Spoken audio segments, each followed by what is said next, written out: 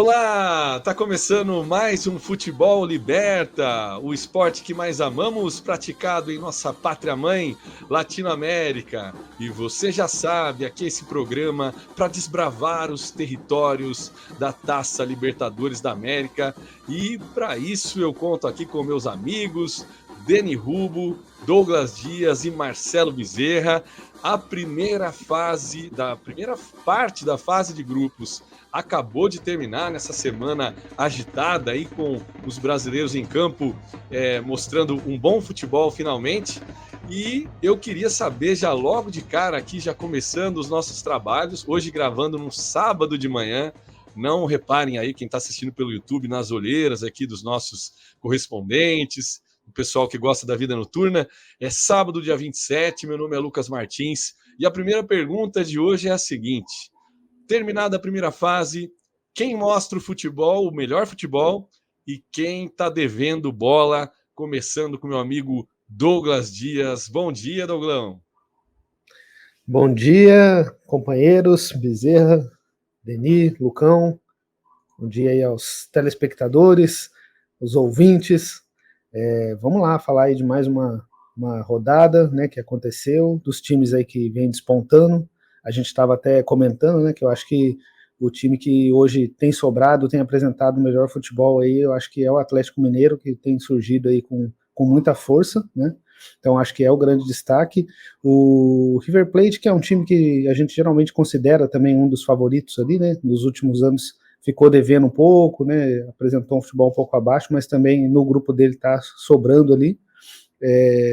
E eu acho que um destaque que a gente até no programa que falava da fase de grupos, né, dos grupos que foram sorteados e tudo mais, a gente acabou deixando passar, falou que talvez fosse ali a segunda força do grupo tal, e que despontou com muita força também, foi o Bolívar, né? O Bolívar eu achei que foi um time que apresentou um futebol bacana, apesar de ter jogado, né, a maior parte ali dos jogos em casa, agora tem mais um jogo fora, aliás, mais um jogo em casa, né, e os outros jogos fora, mas conseguiu aí chegar com 100% aí nessa primeira parte aí da fase de grupos.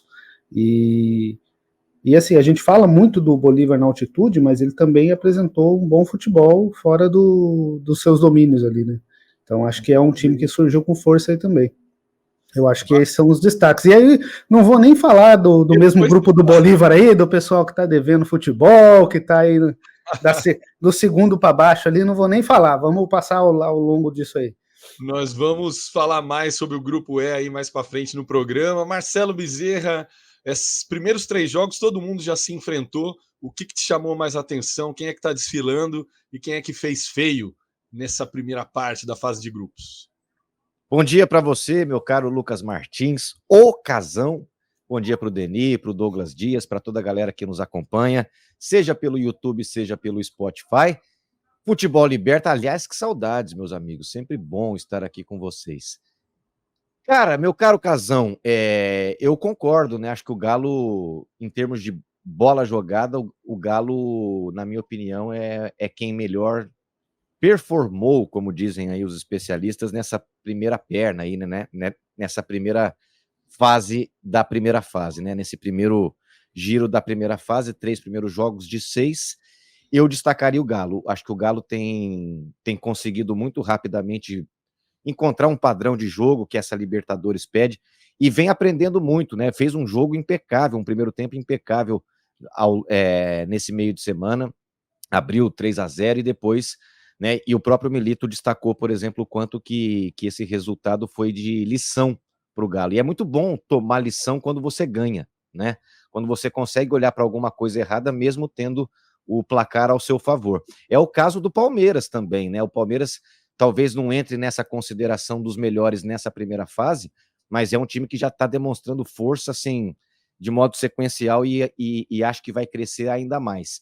Além desses, o River Plate, eu acho que não tem como não destacar o River, que diferentemente do Galo, que eu acho que o River não vem fazendo assim não vem desenvolvendo algo tão consistente para encher os olhos, mas é o River e vem jogando como um time grande, seguro, sabe, que bate no peito, faz o resultado. Então, e outras forças, né, como por exemplo o próprio Tajeres de Córdoba, Tá forte, você vê que a equipe tá embalada, jogou muito bem contra o São Paulo, teve alguns tropeços, mas é uma equipe que eu acho que vem muito forte também. Muito embora ainda seja também muito cedo, né, porque essa Libertadores é longa, vai passar ainda por outros percalços e coisas do tipo, mas nesse primeiro giro eu destacaria o Clube Atlético Mineiro, viu, Casão, como... Torcida do Galo felizona agora. Tem que estar mesmo. Quando a gente começou a fazer o programa, e eu lembro que até foi ao vivo, eu acho que foi dada a notícia. O Felipão, ao vivo, né? Enquanto a gente gravava, foi dada a notícia: Felipão fora do Galo. Aí, vamos ver quem vai vir e tal, não sei o quê. Estamos aí falando de um outro Galo totalmente diferente, né? Inclusive no aspecto anímico, né? Cara, os caras criaram vida. Tava todo mundo morto com o Felipão. Bora conversar com o Deni, então, agora, para o Deni se apresentar. Bom dia, Deni Rubo. Quem está assistindo aí a gente, o Deni acabou de chegar de mais uma noitada. E ele vai falar para vocês agora o que ele achou dessa primeira parte da Libertadores. Deni, é contigo. Bom, buenos dias, buenas noches, buenas tardes, Bezerrinha, Douglas, Lucas. Bom, assim, tanta coisa para falar, né, dessa primeira fase. Acho que 3 times não brasileiros desempenharam um futebol interessante, Talheres, River Plate e o Bolívar, né? E acho que o time brasileiro, sem dúvida nenhuma, eu vou com meus colegas aqui, o Atlético Mineiro, embora o grupo do Atlético Mineiro nem do River Plate sejam os grupos mais difíceis que a gente colocava inicialmente, né? Mas, é claro, se a gente pensar em Peñarol, Rosário Central, são sempre jogos com torcidas muito hostis, né? E que isso às vezes podia reverberar com o Atlético Mineiro, e o Atlético Mineiro tem conseguido fazer suas vitórias, principalmente agora com Gustavo Scarpa confiante, né? Gustavo Scarpa confiante faz com que sempre tudo passe pelos seus pés, né? Então eu destacaria também o Atlético Mineiro e talvez o time que tem decepcionado nesse primeiro tempo da primeira fase é o nosso Flamengo, né? Que poderia estar numa posição ou poderia estar com uma pontuação pelo menos melhor dentro desse grupo. E aí a gente também, né, Douglas, vamos tentar entender, né, por que o Flamengo deu uma escorregada na banana aí. Cara, eu acho que a gente já pode, então, começar. Nós vamos fazer diferente, né, para explicar para quem está ouvindo a gente. Aliás, para tudo que eu preciso mandar um abraço olhando aqui direto para a câmera. Parem as máquinas, como diria o outro. Parem as máquinas. Eu vou mandar um abraço para o Pedro, lá do Instituto Vladimir Herzog, que eu acho que é um dos primeiros ouvintes do nosso podcast e que pergunta quando vai ter o próximo. Então, um abraço para você e obrigado pela força. E vamos conversar junto aí de futebol logo mais. Gente, vamos começar então falando do grupo do Flamengo. Nós vamos fazer diferente. De vez de fazer certinho, A, B, C, D, nós vamos fazer agora meio caótico. E eu já vou aproveitar que o Douglas tá aí, tá no pique. E ele vai falar um pouquinho do grupo E. Eu só vou dar uma introduçãozinha que tem um aspecto que a gente não está levando em consideração sobre o Bolívar. O Douglas disse muito bem, joga muito bem também fora de casa. E em maio, o Bolívar não tem outro campeonato a disputar que não seja Libertadores da América. Ele foi eliminado do Campeonato Boliviano, então só tem a Libertadores como um calendário. Isso pode pesar lá na frente, hein, Dogão? Com certeza, né? Primeiro, assim, que né, o Denis falou aí que o Flamengo é o time que está devendo um pouco aí do futebol e está com uma pontuação que poderia estar bem melhor. E, na verdade, eu acho que é porque o Tite já entendeu. O pessoal fala que o Tite não entendeu o que é Flamengo, mas eu acho que é o contrário, ele já entendeu. O Flamengo, se não for sofrido, não é Flamengo. Então, ele já deixou vários pontos para o caminho para a gente ter uma dificuldade maior para poder salvar aí. Para falar que, pô, agora sim é o Flamengo, esse é o Flamengo verdadeiro, não é o de 2019. Então, acho que pode ser isso. Não, o grupo do Flamengo é isso, foi uma surpresa de certa forma, né? Porque a gente apontava que talvez a batalha ali pelo primeiro lugar seria entre Flamengo e Bolívar, mas em posições inversas, né? Se considerava que o Flamengo era o time mais forte, que o Bolívar vinha ali como uma segunda força, disputando ali talvez com o Milionários, alguma coisa desse tipo, mas o Bolívar tem várias questões aí, na verdade, né? A gente até conversava durante a semana um pouco disso, que muitas vezes as pessoas, por falta de conhecimento mesmo, às vezes, sobre o futebol da América Latina e tal, não consideram, né? Eu acho que principalmente no Brasil tem muito isso, né? As pessoas muitas vezes não acompanham o futebol da América Latina e consideram, não, o time brasileiro foi lá e perdeu para o time boliviano, é uma zebra, porque é da Bolívia. Tal. Então existe essa questão de se considerar muitas vezes o futebol brasileiro muito acima dos outros tal, e não se considera, mas tem coisas interessantes sobre o Bolívar que as pessoas às vezes deixam passar, né? Por exemplo, desde 2021, se eu não me engano, o Bolívar faz parte do Grupo City. Então é um time que o Grupo City apresentou ali entrou como parceiro, né, do Bolívar, ele trouxe todo o conhecimento ali, todo a ajuda para que o time, eles tinham como objetivo, por exemplo, conquistar o tricampeonato boliviano e chegar a uma final da Libertadores, eram os objetivos apresentados junto com o Grupo City ali em 2021, e desde então ele ganhou, se eu não me engano, o campeonato de 2022 boliviano, o ano passado perdeu, esse ano foi eliminado também, como você falou, mas conseguiu, por exemplo, no ano passado chegou até as quartas de final da Libertadores, né? Foi eliminado pelo Inter, mas passou pelo Atlético Paranaense, por exemplo, né? Então é um time que vem crescendo, que vem apresentando resultados mais consistentes, que vem avançando, né, nas competições, tem apresentado um desempenho interessante nas competições, e muitas vezes isso não é levado em consideração, né? Não, o time boliviano tal, então é tratado com certo menosprezo. Até conversava com meu irmão sobre isso, meu irmão também acompanha sempre o nosso programa, a gente conversa muito sobre isso, falando dessa questão de como muitas vezes tem esse desconhecimento mesmo, né, sobre os times dos outros países e tal.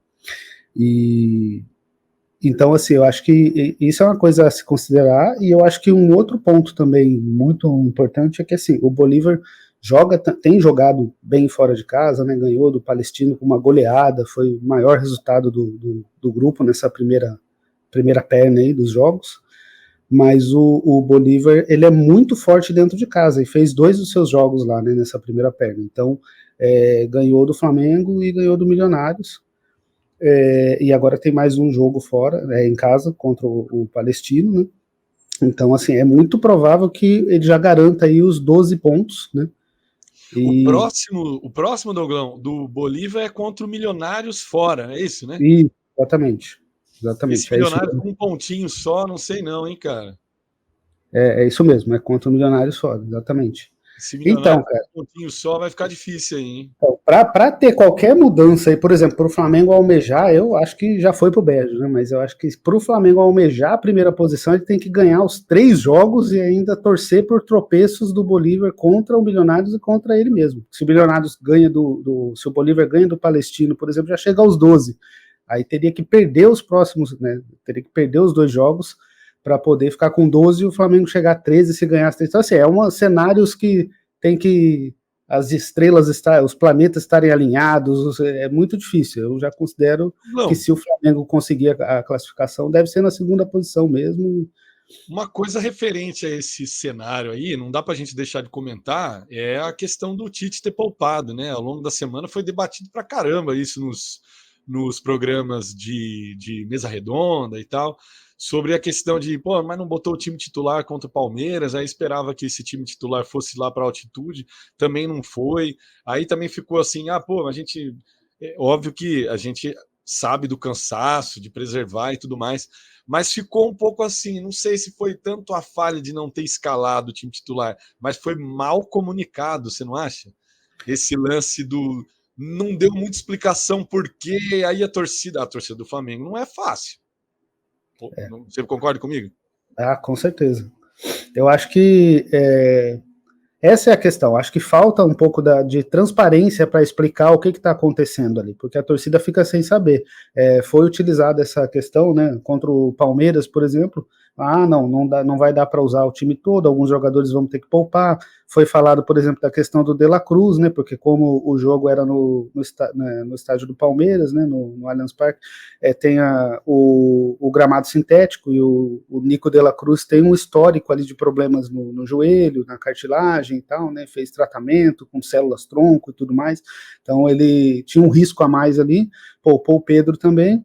E aí, né, o que se falou foi que pouparia porque na altitude precisaria e tal, mas aí chegou na altitude e foi sem 8 titulares também. Então, assim, poupou para um jogo e depois poupou. Deve ter uma competição secreta que a gente não está sabendo ainda, que o Tite está poupando todo mundo para jogar nessa competição, porque poupou no Brasileiro para jogar na altitude, depois poupou na altitude, deve ser para poder ganhar o clássico com o Botafogo amanhã, né, que vai acontecer amanhã às 11 horas.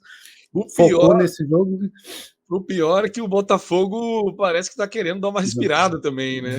Vem bem, acho que marcou 8 gols nos últimos 3 jogos, vem de 3 vitórias, eu já tô preocupado já também com isso aí. Vamos Mas eu falar acho que é isso, cariocas, então, acho que essa é a questão, né? Essa questão de não explicar direito o que está acontecendo. Ou talvez também, né? Surgiu essa possibilidade aí, não sei até que ponto, porque Sim. talvez já se considerasse também esse jogo na altitude como um jogo que dificilmente o Flamengo voltaria com um bom resultado, e aí entrando com o time sem os titulares, poupa um pouco os caras ali, dá a imagem dos caras, não os caras em si, né? De que foi lá e perdeu, então, mas é porque o time estava remendado, tem essa coisa também, né? Pode falar, ser. não. Então também tem essa outra questão aí que alguns torcedores levantaram. O que acontece é que assim, né, a torcida do Flamengo, a paciência da torcida do Flamengo, o torcedor médio flamenguista ali já acabou. Já tem gente falando em fora Tite, já pensando no próximo técnico, que perdeu o primeiro jogo no ano, tomou 2 gols no mesmo jogo, acabou, terra arrasada. Então agora já estão pensando no próximo, já foram ligar para o Jorge Jesus lá de novo, para ver como é que tá lá, porque não tem jeito. Vamos falar dos carioca, então, aqui, Dogão. Não sei se o Bezerra e o Denis quer completar aí alguma fala do Douglas. Eu só quero, enfim, só para deixar a gente um pouco mais ansioso, é que se o Flamengo terminar em segundo, poderemos ter um Flamengo e Atlético Mineiro, um Flamengo e Palmeiras, um Flamengo e River Plate em oitavas de finais. É curioso como isso determina um pouco, né, o desenho da segunda fase, né? E é curioso também, né, porque a gente imaginava um grupo, né, no começo, né, um grupo mais tranquilo para o Flamengo, né?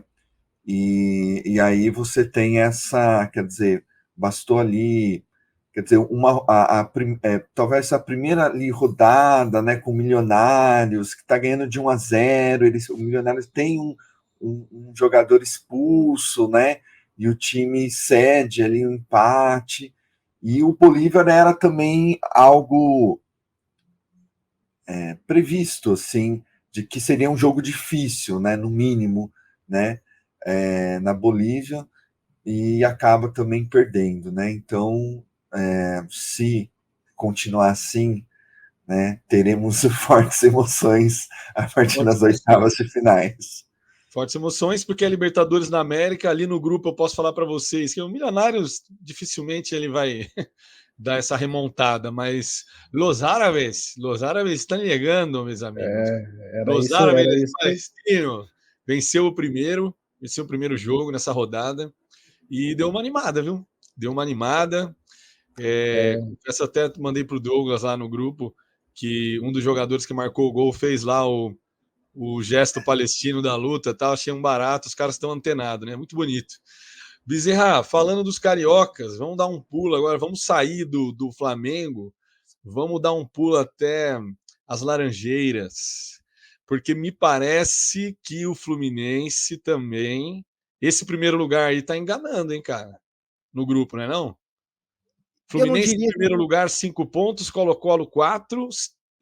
Fluminense primeiro, 5 pontos, Colo-Colo segundo, 4 pontos, Cerro terceiro, 4 pontos e Alianza Lima, último lugar do grupo, 2 pontos. Mas na próxima rodada, o Fluminense pode cair para terceiro lugar do grupo, dependendo da combinação dos resultados. Está perigoso?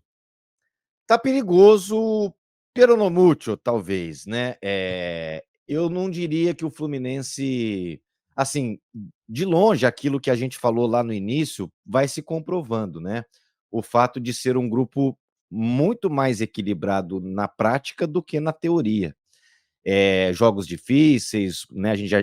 A gente já destacou aqui o peso de Colo-Colo, de Cerro Porteño, de Alianza Lima, que nesse momento talvez pode até ser visto como já favas contadas a equipe do Alianza, mas na prática está vivo.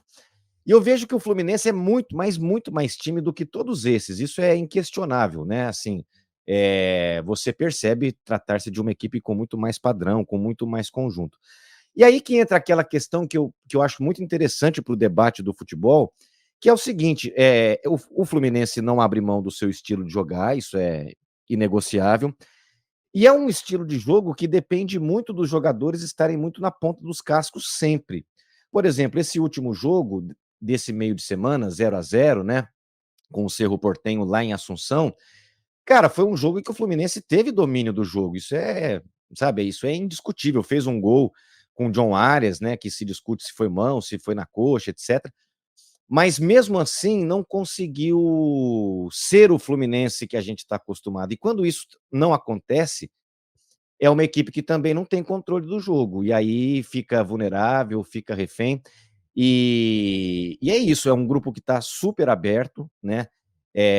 Esses 3 últimos jogos, qualquer detalhe mesmo, né? Uma expulsão, uma lesão, por exemplo, o Fluminense perdeu o André. É um jogador que dentro desse esquema de jogo do Diniz, ele é indispensável, ele é uma peça muito estratégica para a saída de jogo, né? Não só na marcação, mas também na construção da jogada, aquela coisa de sair construindo desde lá de trás. O André, ele é fundamental. Tem substituto à altura? O tempo vai dizer, mas que isso compromete o estilo de jogo, isso para mim, é muito claro. Então, eu acho que há risco, sim. E aí aquela coisa, né, Casão, pô, por que não fazer o fácil, não, né, muitas vezes não ir para o feijão com arroz, e não dá para a gente cobrar isso desse time, né, é um time porra louca no bom sentido, tá até, né, irresponsável no sentido, assim, da ousadia e coisas assim. Mas eu acho que o Fluminense, se não absorver uma consciência de que, sabe, tem que passar, tem que garantir o mais rápido possível, porque time para isso tem. É um elenco muito entrosado, de longe, assim, mas tem muito mais potencial do que qualquer outro desses times, do que Colo-Colo, do que Cerro Porteño e do que Alianza. Agora, vai enfrentar aí alguns adversários, vai ter alguns duelos pela frente, ó. Próximo jogo, pega o Colo-Colo fora, depois joga em casa com o Cerro para fechar em casa de novo contra o Alianza Lima. Ele tem que chegar para o jogo com o Alianza Lima precisando pelo menos de um empate, eu penso, Casão, porque caso contrário vai ser muito difícil, assim, é a mesma coisa que o Flamengo, vai acabar tendo uma dor de cabeça desnecessária. Ele é capaz, por exemplo, de liquidar até a 5ª rodada esse grupo, de garantir a sua classificação até lá. Depender do último jogo, eu acho que o Fluminense pode criar uma pressão desnecessária para ele, muito embora vai enfrentar o Alianza Lima, que em tese é o adversário mais fraco, então teria condições mais fáceis nesse último jogo. Agora, muito aquém daquilo que se esperava com relação a isso, tratando-se do atual campeão, do time com grande expectativa, de um futebol diferente, de uma proposta de jogo diferente, e sabe... O Bezerra, em 2024, o Fluminense ainda não teve uma Não, partida espetacular, né? Tá, não. chegou ali, fez ali a semifinal do Carioca com o Flamengo e tal. Eu acho até que o Tite conseguiu, né, colocar o futebol do Flamengo de um jeito que passou até tranquilo, vai, né? Não foi uma semifinal que o Flamengo sofreu também para ganhar do Fluminense. Pô, Não foi. até tranquilo, o Fluminense não deu um chute nos 2 jogos. Pô, pelo amor de Deus, né? Desculpa. Não, e esse é o ponto, né, Douglas? Porque eu acho que a questão central é essa, por exemplo, correr riscos, como se propõe o Fluminense, condicionar o jogo a um tipo de saída de bola muito específico. Isso demanda da parte dos jogadores, primeiro, uma disposição física na ponta dos cascos e um grau de consciência, assim, de concentração para o jogo também muito elevado. E nem sempre isso acontece, a gente sabe disso, e nós já estamos com o Campeonato Brasileiro em andamento. Isso que aconteceu com o Flamengo é assim, é o fantasma de todos os times que estão disputando essa Copa Libertadores. E o Tite, nesse sentido, talvez tenha tido até mais convicção, não sei se é a palavra, ou mais coragem para enfrentar esse desafio tão abertamente como ele encarou, né? Mas já é o drama que o Fluminense está vivendo, já é o drama que o São Paulo está vivendo, né? De rodar elenco mediante essas duas competições, né? E é isso que eu coloco muito em xeque nesse Fluminense de 2024. Tá um time cansado? Não sei. Tá um time desfocado? Não sei se pode dizer isso, mas a Libertadores é muito difícil. E às vezes é preciso saber trabalhar com uma bola longa, às vezes é preciso saber trabalhar com um chutão. E é essa questão que eu não cravo, nem afirmo aqui, mas me coloco como questão para ser pensada. O estilo de jogo que o Fluminense tem demanda certas características que são muito difíceis. Se o futebol fosse sempre assim, todo mundo bem, pleno, maravilhoso, todo mundo iria bem, né? Sem dúvida. Mas eu acho que o Flu flerta com o risco, mas também faz parte do Flusão esse, É, esse andar 200 por hora sem cinto de segurança, viu, Casão? esses 2 jogos em casa aí para terminar, eu acho que são um ponto positivo, né? Mas a próxima rodada, né, como você falou, é pegar o Colo-Colo no Chile e o Cerro enfrenta em casa o Aliança. Então, se por acaso ali o Fluminense continuar com 5 pontos, cair para a terceira posição aí do grupo, esses 2 jogos em casa é faca no dente, né? Senão, esquece. Vamos lá falar do. Vamos fechar aqui com os cariocas. Vou chamar o Denis aqui para o debate para a gente falar do Botafogo, que parece que está dando certa terapia, já está voltando a ser um time um pouco mais confiável. E finalmente saiu o gol da contratação mais cara da história do país. Luiz Henrique marcou um gol de cento e quantos milhões? 106 milhões de. Quanto era mesmo? Acho que era por aí, né? 106 milhões de reais, cara. Saiu o primeiro gol. Denis, Botafogo ainda é óbvio, né? Tá ali, primeira vitória na Libertadores, ainda em quarto lugar. Deixa eu achar o Botafogo aqui. Pronto. Mas está num grupo bem parelho também, né? Com Júnior Barranquilla, LDU, Universitário e Botafogo, separados apenas por 2 pontos ali do primeiro até o último colocado, que é o Botafogo. Me diga, Denis, o que você achou do Botafogo nessa primeira parte da Libertadores aí, e se há futuro para a estrela solitária. Eu continuo achando que está muito difícil para o Botafogo, né? Acho que essa vitória contra o Universitário. Universitário foi uma vitória previsível, assim, né? Embora o Universitário não tivesse, foi a primeira derrota do Universitário esse ano, né? É um time que está tendo, né, uma certa consistência, né? Mas diferentemente do Grêmio, o Botafogo ele tem os próximos jogos do Botafogo vão ser 2 jogos fora de casa, né? Em um Exatamente. jogo em casa, né? Na verdade, o que bagunçou a vida do Botafogo foi o Barranquilla. Aquela Né? primeira derrota, né? Essa primeira derrota bagunçou ali todo, digamos, o planejamento, né, do Botafogo. Isso serve também de recado, né, para várias pessoas, como o Douglas disse, né, que desconhecem os times, né, e achavam que ia ser tranquilo, né, esse grupo, né. Então acho que assim vai ser muito difícil o Botafogo enfrentar o Universitário em Lima, enfrentar o Barranquilla, né, na verdade, ele vai enfrentar dentro da sua casa o time mais forte, que é a LDU.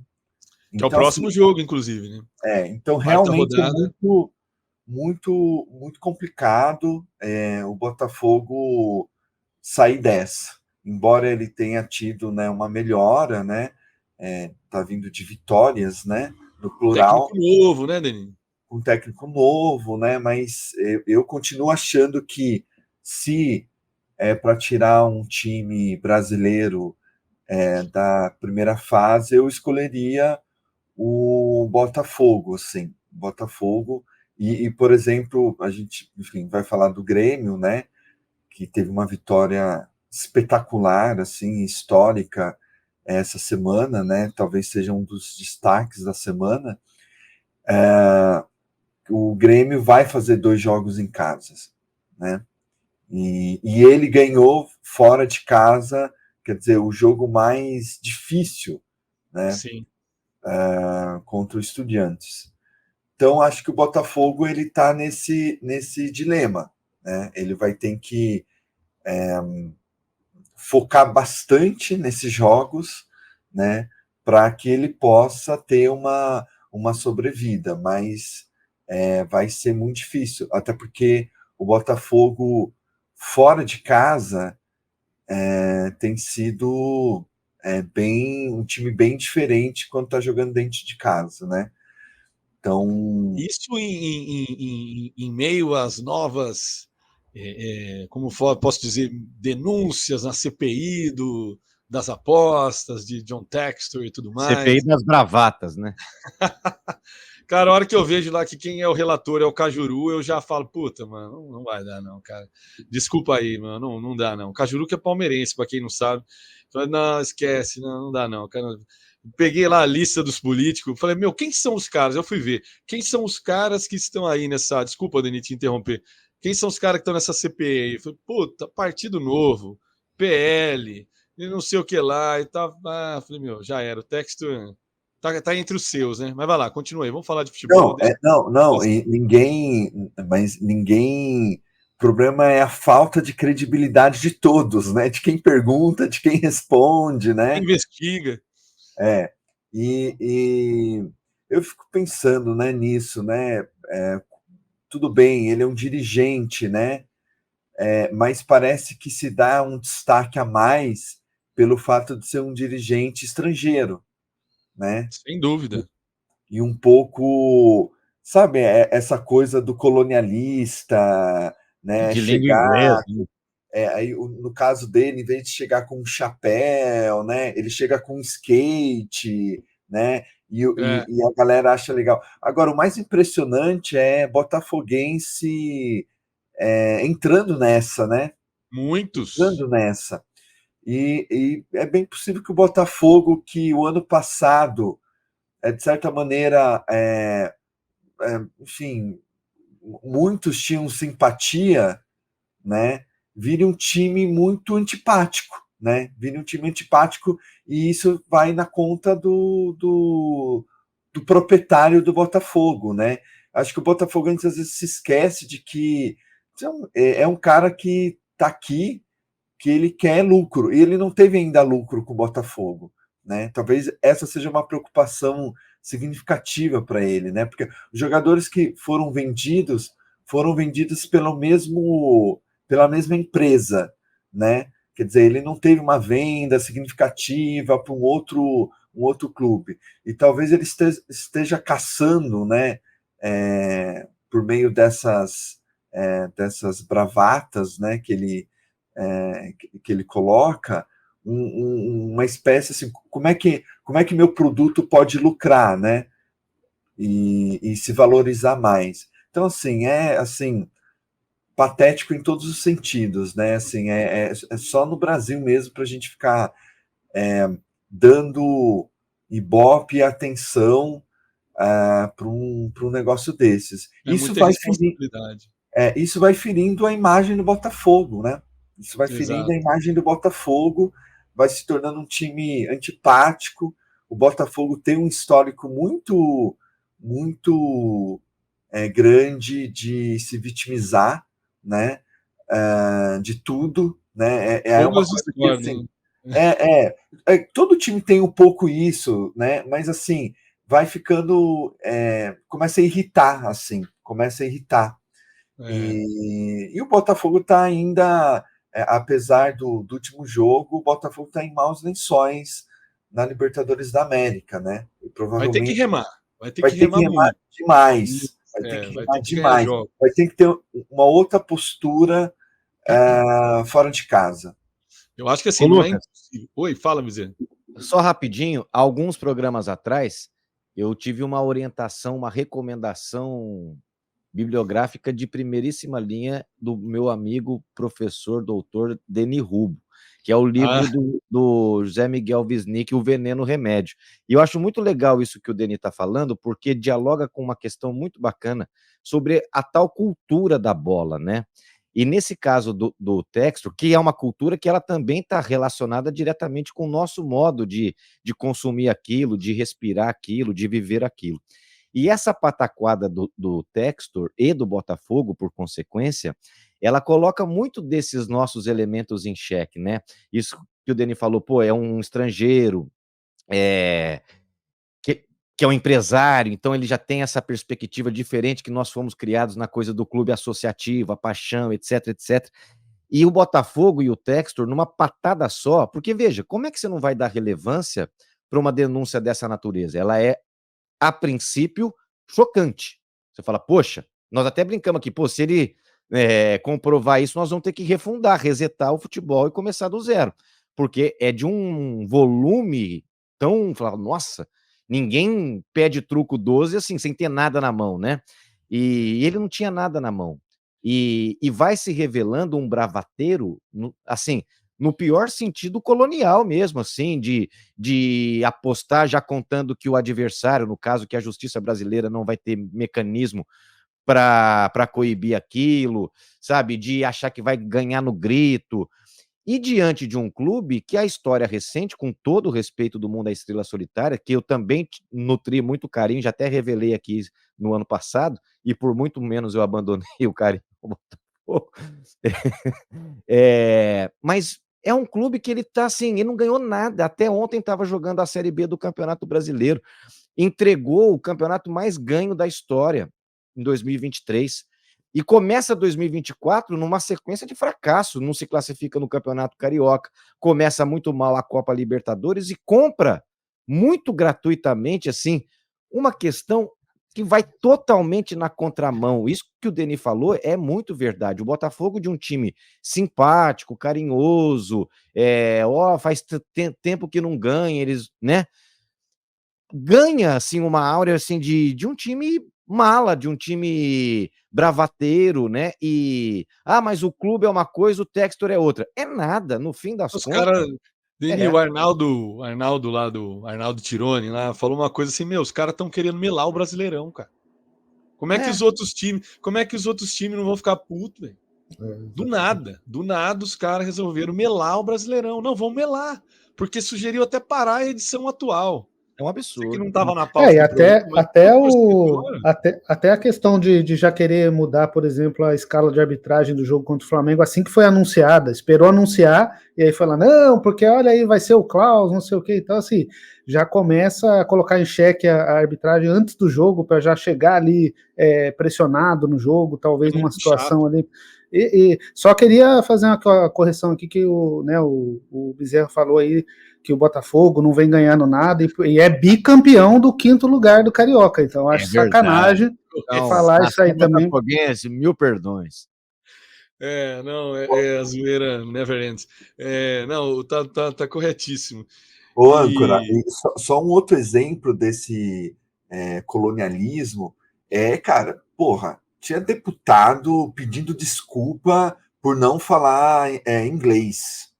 Isso aí é uma sacanagem, assim. Deputado pedindo zagueiro. não, E assim, o cara desmoraliza fala, tudo, né? o cara fala Desmoraliza até o inglês, Senado, fala a verdade. Não que precise o de cara muito fala para inglês, desmoralizar. não quer falar português, se recusa a falar português, ele não tem nenhum tipo de. Quer dizer, o cara está aí há não sei há quanto tempo, né? Tem tanto dinheiro, podia estar fazendo ali um um curso de línguas, tal. O cara não se preocupa em nada com isso. E tem gente que compra essa ideia, acha bacana. Eu acho que não é só o botafoguense, né? Mas o brasileiro, ele tem a torcida, né? Tem uma nostalgia desses dirigentes toscos, né? Então, assim, eu vi esses dias vascaíno, né? Ali com um vídeo do Eurico Miranda, e aí, assim, aí colocava assim, com todos os defeitos, mas, né, sabe? Quer dizer, isso Mas isso é isso não cabe sintomático mais. também, Mas em isso não relação ao cabe mais. futebol, né? No Aí, futebol cada vez mais profissional e é, tal, são caras ali que se retroalimentam. E assim, vamos pensar no Corinthians, né? No presidente do Corinthians, né? É um outro bravateiro também, né? Então, assim, é muito complicado porque isso, de certa maneira, alimenta a torcida, né? Você tem, claro, um setor da torcida mais crítico, mas você tem um outro setor que se alimenta com com esse populismo assim rasteiro, né?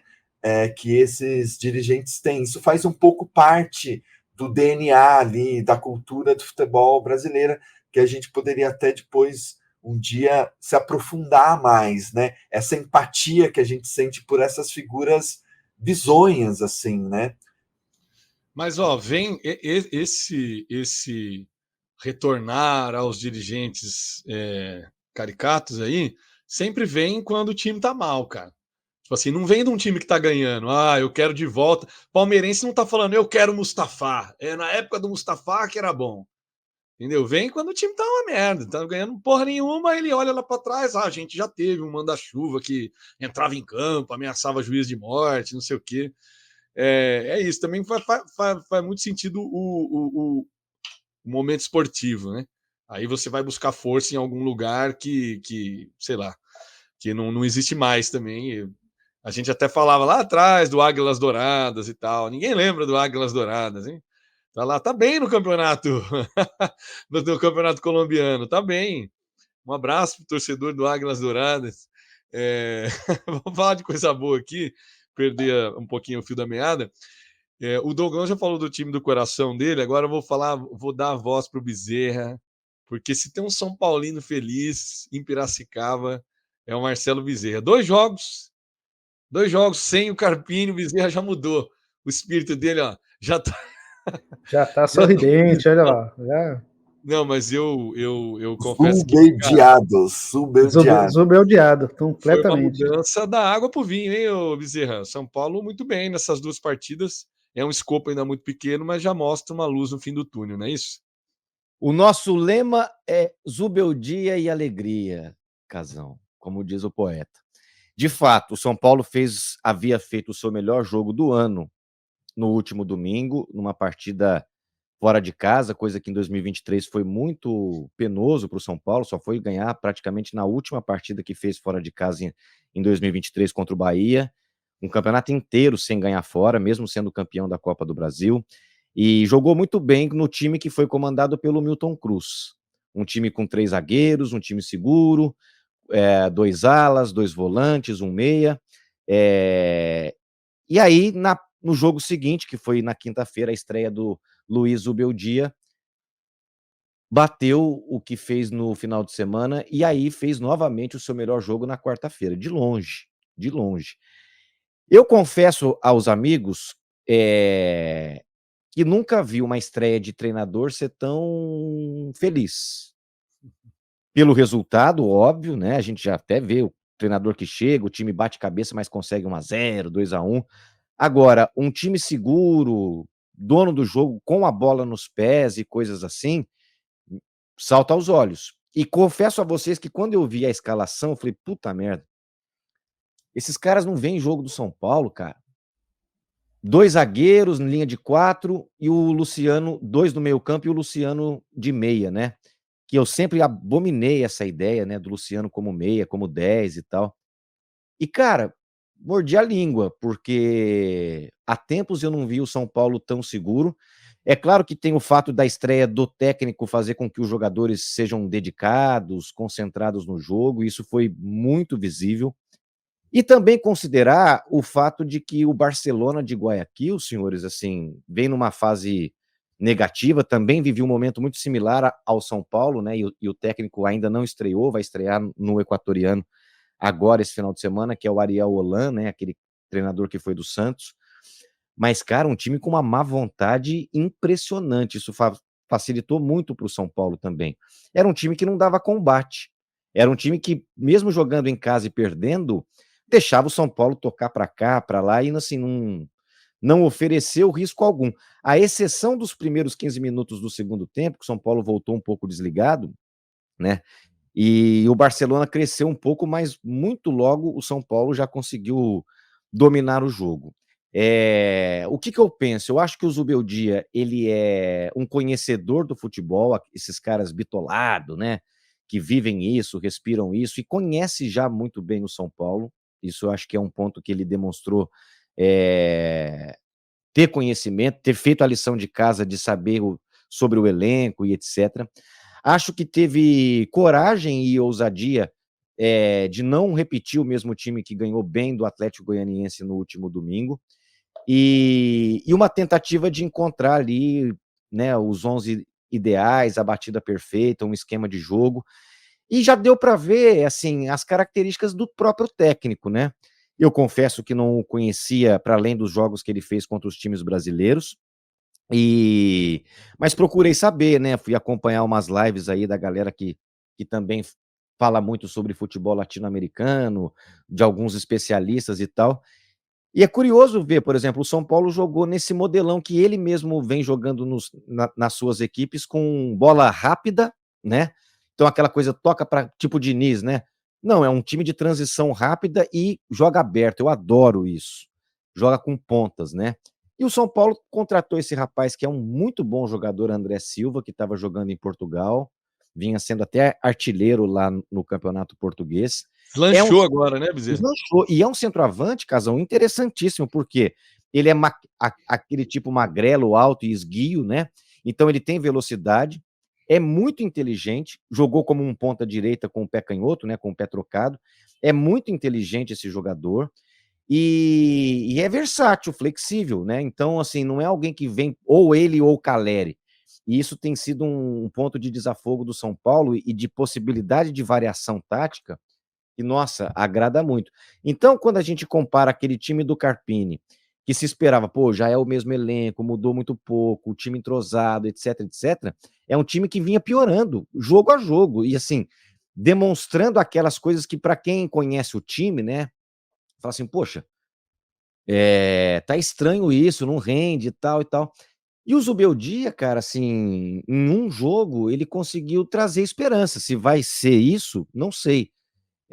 Mas que o torcedor do São Paulo, ele fala, pô, o cara conseguiu pelo menos voltar a fazer alguma coisa acontecer.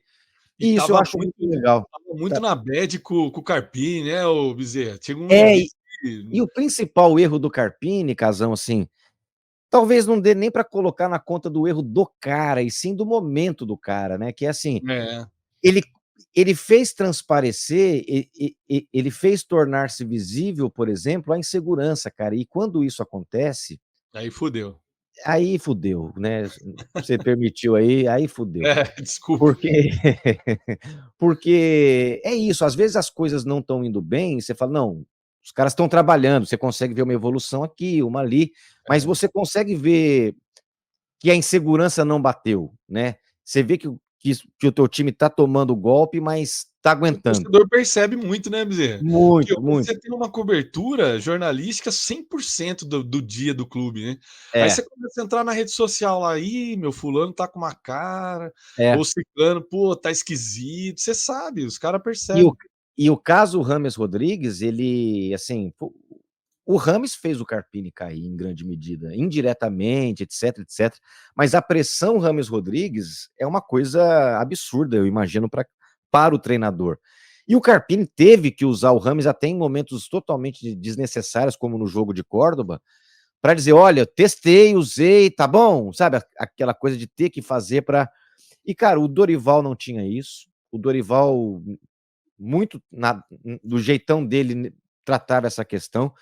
E o Zubeldia, embora jovem, é um cara rodado e, assim, e ele exacerbadamente, ao contrário do Thiago Carpini, ele passa confiança, assim, né? Ele demonstra convicção. Por exemplo, vou te dar um exemplo, até para fechar essa minha participação sobre o São Paulo. Com 20 minutos de jogo, o Zubeldia toma um cartão amarelo. Aí você fala, pô, Marcelo, mas...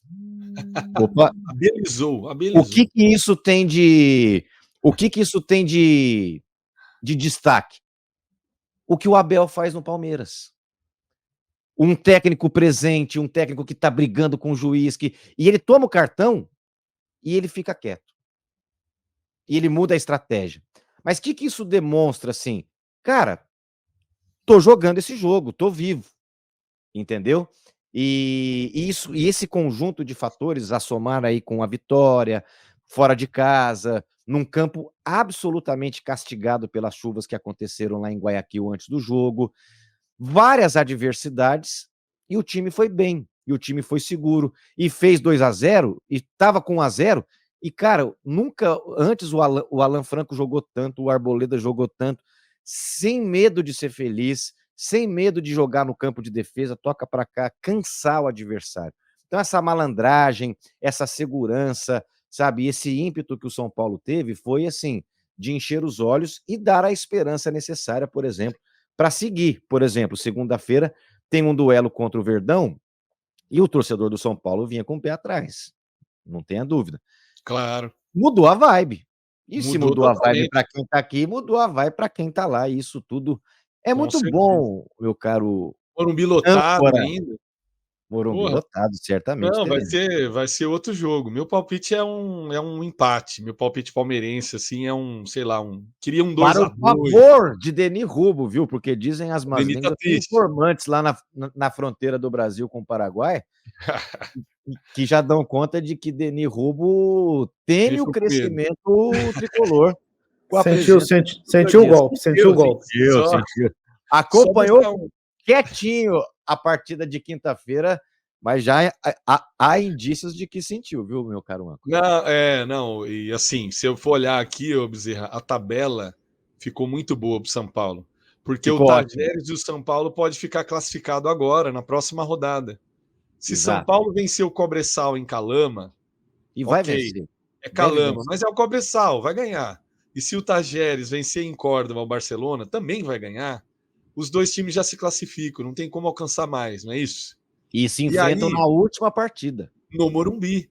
O São Exato. Paulo vai decidir o primeiro lugar no grupo jogando em casa contra o Tajeres. Então, assim, não só o São Paulo vai estar classificado já, como vai jogar em casa a última partida para confirmar ali a primeira colocação. É isso. Interessante, né? Se for comparar com o que a gente conversava até um tempinho aqui. Eu vou falar aqui, o Bezerra, perdão, o Denis, não sei se quer complementar alguma coisa. Quer Não, falar em sua defesa, meu amigo? Foi citado, ele foi Como eu citado. fui Segunda-feira? citado, Direito de resposta. eu tenho direito a. Mas, bom, de fato, Bezerra está zubeldizado, né? Ele explicitou isso tudo.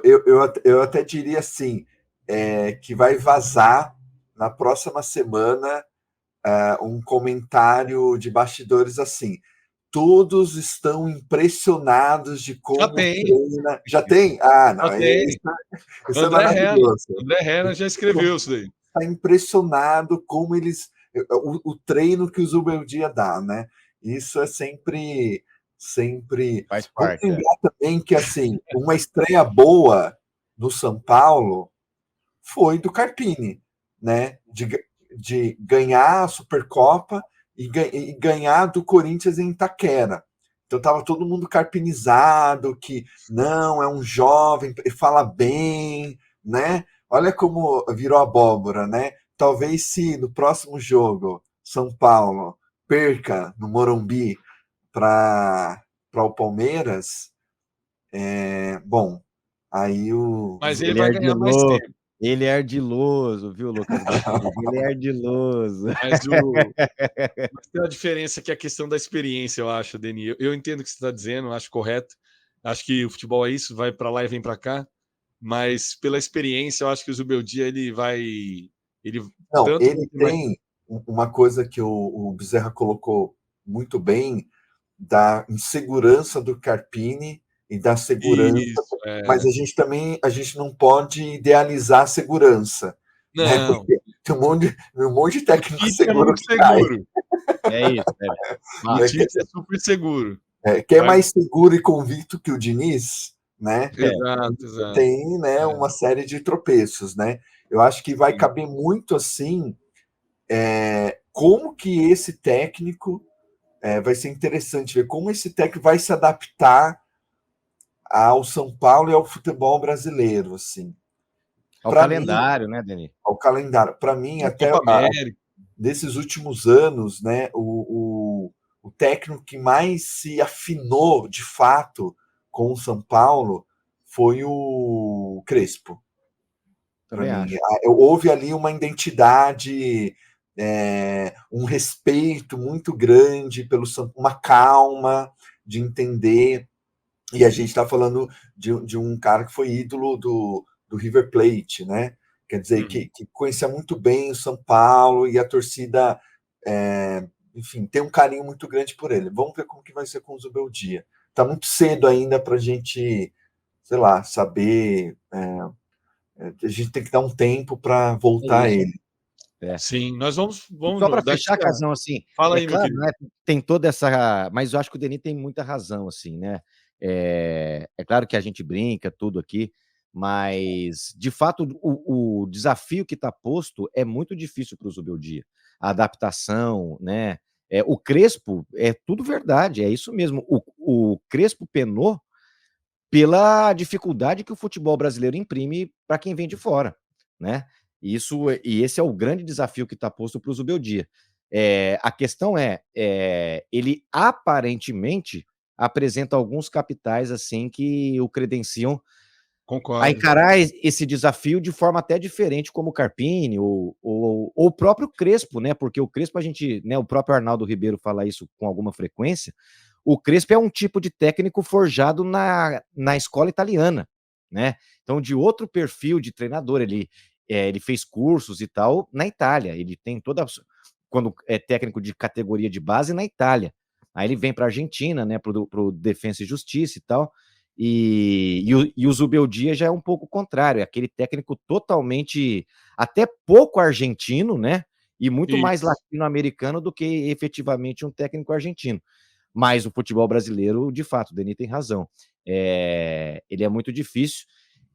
E tem também o fato de que, assim, quem conseguir encarar o desafio vai ser aquele que vai estar diretamente, frontalmente disputando a hegemonia com Dom Abel Ferreira, que dispensa grandes comentários Então, aqui. é isso, Zé. E eu só também aqui para a gente fechar também. Eu acho que não dá para apostar quando você tem um time muito grande, sabe? Acho que não dá para ter aposta. Eu acho que o Carpini, assim, ninguém vai apostar mais. Aí você pode até falar, mas o Abel, cara, o Abel não era um técnico inexperiente quando o Palmeiras foi atrás dele. Era um técnico novo, assim como é o Zubeldia, novo, mas não inexperiente. O Zubeldia passou a ter uma carreira consolidada há 16 anos. E o Abel já tinha passado, além de categoria de base, já tinha treinado o Braga por 2 temporadas, já tinha ido até outro país lá treinar o PAOK, ele já tinha vivido algumas coisas. Então, assim, apostar em alguém como foi o Carpini e tal, quando você tem um São Paulo, não dá, não dá. Ficou claro isso, ninguém mais vai fazer isso. Eu duvido, não tem condição. Eu vou falar em técnico novo também, vou aproveitar aqui para assumir aqui a questão de falar do grupo do Galo. Todo mundo falou aqui, o Galo foi o time que mais jogou nessa primeira fase. Engraçado porque também foi um time que acabou, né, um trabalho de 2 meses, né, acabou de trocar de técnico. Mas se o São Paulino está zubeldiziado, é isso? O torcedor do Galão, cara, tá militizado, né? Militarizado não, hein, gente? Militizado. Depois que chegou o Milito, mudou tudo, né? O contexto do Galo ficou bastante diferente. Essa campanha perfeita, né? Os 100 pontos aí no grupo G, num grupo também que eu não colocava como o grupo mais fácil, né? Pela presença aí do Rosário Central, do Penharol, mostra que o Galo está sobrando realmente.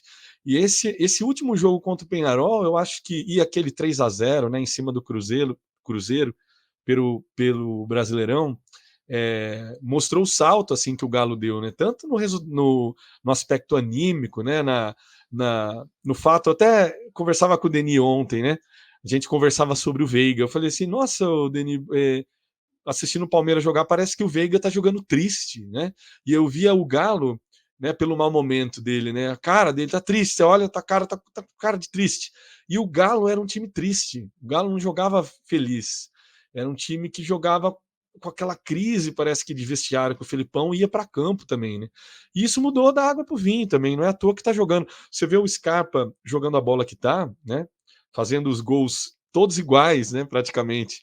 E é assim, feliz da vida, com um sorriso no rosto, né? O, o, Além disso, o Milito trouxe uma outra maneira de pensar o futebol em campo, né, para o Galo. Isso justifica os 9 pontos, né? Ele montou um time do meio para frente, que daí eu já até pergunto para vocês, que para mim hoje é o que melhor joga de futebol no país. Você ter no meio de campo ali, jogando pelo meio, Hulk, Paulinho e Zaratio, né? O Scarpa bem aberto na direita, jogando com o pé trocado, e o Arana apoiando muito, né? Um lateral subindo muito. O Arana sempre foi um lateral de muita ofensividade, muito bom ofensivamente quando jogava no Corinthians, por exemplo, marcava muito gol. Para mim hoje tem o Flamengo que é a melhor junção de talentos. Mas eu falo para vocês, em campo nenhum meio para frente joga melhor que o do Galo hoje. Vocês sentiram isso? Vocês viram o jogo Cruzeiro e Galo? Viram o Galo jogar contra o Peñarol também? Em que pese que o Peñarol quase empata o jogo numa falta batida na trave. E aí eu acho que é isso que o Galo tem que melhorar, dosar a intensidade, porque o Milito é doido, né? É o Galo a todo momento, muita movimentação e o gás. Com o calendário brasileiro que a gente tem aí agora, vai começar a Copa do Brasil, viaja para baixo, para cima, e o gás dos jogadores. Não aguentou. O Aguirre é muito inteligente. Aliás, eu gosto do Aguirre, viu, gente? Técnico do Peñarol. Inclusive nas passagens dele aqui no Brasil, sempre gostei do futebol dele, apesar de ser meio, né, estilão uruguaio, né, entre aspas, retranqueiro. O Aguirre mexeu muito bem na quarta-feira, ali no meio de campo do Peñarol, e como o Galo já não estava mais 100%, ele sentiu. Conseguiu 2 gols ali em 7 minutos, e aí, como é que é o gol? Cruzamento, defesa bater na cabeça. Esse é o único senão que eu ia colocar sobre o Galo.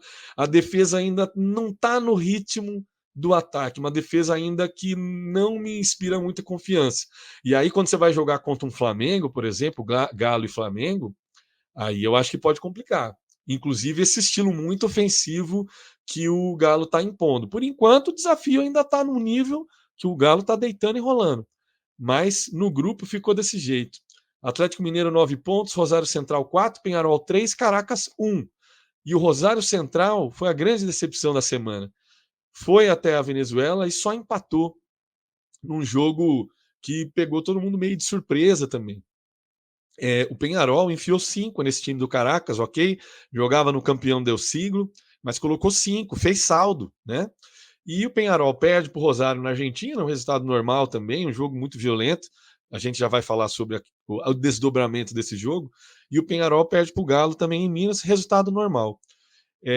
Mas o Rosário vai jogar lá em Caracas, fez um péssimo jogo, começou muito lento, muito devagar, as manchetes no Olé da Argentina e outros articulistas aí diziam assim, má vontade, salto alto, né? Eles não têm essa expressão salto alto na Argentina, mas traduzindo seria isso. Salto alto do Rosário lá em Caracas, começa atrás, aí para você, se você não é o Palmeiras, né? Tô brincando, puxando sardinha para o Denis. Mas se você não é o Palmeiras, começar atrás um jogo na Libertadores é muito difícil, né? Eles até conseguem empatar, mas ficou esse resultado ruim. Muito negligente esse Rosário Central nessa terceira rodada. E aí, por que complica? Por que ficou ruim, né, para o Rosário? Próximo jogo, Rosário e Galo lá no Arroito, só que sem torcida, minha gente. Aquela punição, aquela pedrada no rosto do Maxiliano Oliveira, né, o atacante do Peñarol, saiu caro. O Rosário vai jogar na terça-feira contra um Galo embaladíssimo, sem torcida. E o Peñarol vai lá para jogar no Estádio Olímpico em Caracas. Muito provavelmente essa disposição que está aí, ó, vai ficar o Galo com 12 pontos, acredito que vença o Rosário fora, né? Ou ali com 10 e tal, e o Peñarol faça 6 pontos. E aí você vai ter o quê? Peñarol e Rosário jogando lá no Campeão del Siglo, lá no Uruguai, para disputar a segunda posição. Dificílimo. O Rosário faz o último jogo em Caracas, faz o último jogo contra o Caracas, jogando na Argentina, mas também sem uma parte do estádio, sem a capacidade completa do estádio lá em Rosário. Então complicou bastante. Mas digo para vocês, concordam comigo? Galo, melhor futebol da competição, passa tranquilo. Provavelmente até eu acho que o Galo faz uns 18 pontos aí, hein?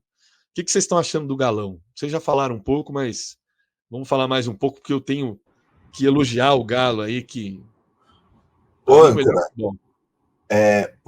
Posso fazer um comentário rápido sobre Obviamente, enfim, manda bala. Assim, uma das grandes decepções, né? A gente falou no começo do Flamengo, né? Mas olha, o Rosário Central, viu? Até para a gente desmistificar essa coisa assim, os argentinos sabem jogar Libertadores. Assim, vai jogar sem a torcida. Cara, a torcida do Rosário, ela faz uma diferença muito grande, né? Quer dizer, foi a torcida do Rosário que ganhou aquele jogo contra o Peñarol, porque ela cria um clima hostil, né? E aí eu não estou nem dizendo, claro, da violência ali, do cara tacar a pedra, né? Mas assim, é aquela sensação de o jogador entrar no campo e dizer assim, cara, como é que eu vou sair daqui? Como é que eu vou sair com a vitória aqui? Eu vou ficar aqui atrás, vou me fechar, né? E faz toda a diferença, né? Então, assim, empate com Caracas e jogar de portões fechados com o Atlético Mineiro é praticamente o Rosário Central, a não ser que dê uma. Não sei se o Rosário Central tem futebol para isso, né? Mas o Rosário Central perdeu a vaga aí. Virou um campo neutro, né? Vai ser um jogo sangrento contra o Peñarol, né? É provável que tenha ali violência, a torcida talvez responda, a do Peñarol vai tentar responder na mesma moeda, então vai ser um jogo assim que vai decidir ali o segundo lugar, por mais que assim o Rosário Central não fez o dever de casa, né? Que era ganhar do Caracas. Era muito importante isso. Agora a gente vai esperar, mas é uma decepção grande, assim, né? E aí ficou mais fácil também para o Atlético Mineiro ser um candidato que faça 18 pontos. 18 pontos. O Bezerra está ali com a camiseta do Peñarol. Bezerrinha, você acha que.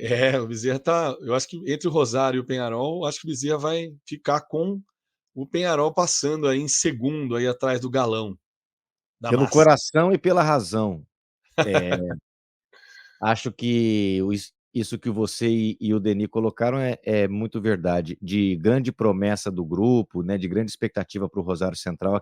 Aquele primeiro jogo acabou condicionando não só questões como sem torcida e tal, mas colocou o Rosário Central num lugar aí bem delicado. Assim, acho que isso está repercutindo mais até do que se esperava, porque de alguma maneira contaminou a equipe. Eu acho que passa o Peñarol. Eu acho que o Peñarol, nesse grupo, acho que tanto o Galo como o Peñarol vão fazer valer mando, vão fazer valer torcida, vão fazer valer camisa e coisas do tipo. E posso te falar, Zé, apesar da derrota, a repercussão de como terminou o jogo Galo 3, Peñarol 2 foi positiva no Uruguai, viu? A reação que o Peñarol trouxe no segundo tempo foi sentida lá. Inclusive, o próprio Aguirre chegou a comentar no final do jogo. Para mim, foi um jogo de dois tempos, né? O Galo venceu o primeiro, né? E o Peñarol venceu o segundo, né? E é difícil jogar contra o Galo lá na Arena MRV. É difícil fazer o que o Peñarol fez também, Tem ali, ficou isso, né? E acho que Peñarol e Galo, com torcida do Peñarol lá no Uruguai, talvez seja aí um jogo que o Atlético não consiga garantir o 100% total, né? Sim. O que você acha, Dougão? Não, eu acho que é exatamente isso. Eu acho que, como o pessoal falou aí, o Rosário Central ficou devendo mesmo pelas atuações, até pela questão da repercussão do que aconteceu no jogo, né, que aí teve essa punição e vai fazer muita diferença para eles.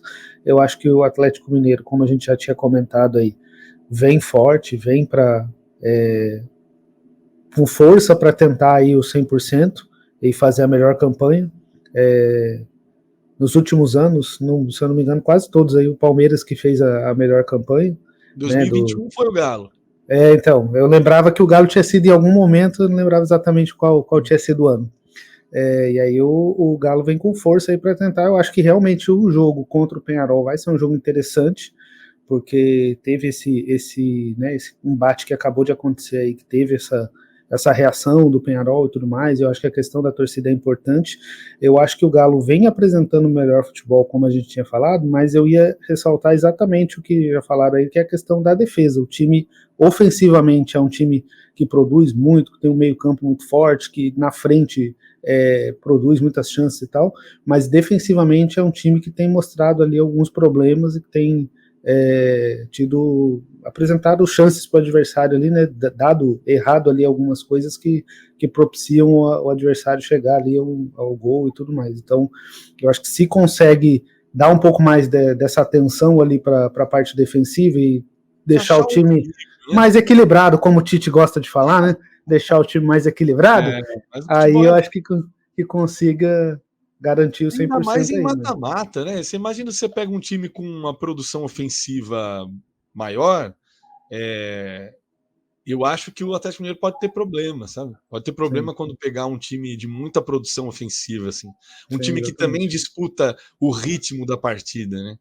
Isso aí vai ficar para as cenas do próximo capítulo. Uma coisa que eu lançar para vocês aqui, já falando o Grupo H, para a gente dar uma dinâmica aqui, tô falando rapidinho, me parece que essa Libertadores é a Libertadores do surgimento das joias, de novos talentos, sabe? De jovens talentos. Essa idade, essa baixa idade dos craques do torneio tem me chamado a atenção. A gente viu, o Denis vai falar mais sobre, mas a gente viu o Palmeiras e Independente Del Valle, dois talentos já vendidos para a Europa, infelizmente, mas disputando, né? O Endrick e o Kendry Paz, né? 16 e 17 anos, disputando ali, mas eram os dois protagonistas, né? Tanto do Independente Del Valle quanto do nosso querido Palmeiras, eram jovenzinhos, os grandes talentos, além de outros que entraram no decorrer do jogo, mas vou deixar para o Denis falar.